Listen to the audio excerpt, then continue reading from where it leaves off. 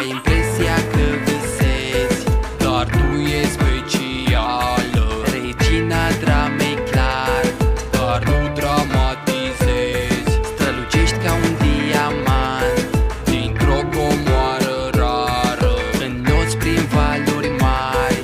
Și când te-ai trezit era dimineață și trebuie să mergi la școală? Foxy, pe la mate ai copiat. Profu, vă promit, nu am trișat. Vă rog, nu mă face să plâng.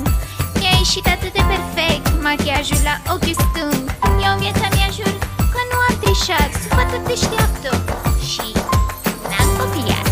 Domn profesor, știu eu cine a copiat. Vă fac o listă întreagă cu cine m-a enervat. Au fost Alexandru, Ioana, Maria, Mihaela, Andreea și Andrei.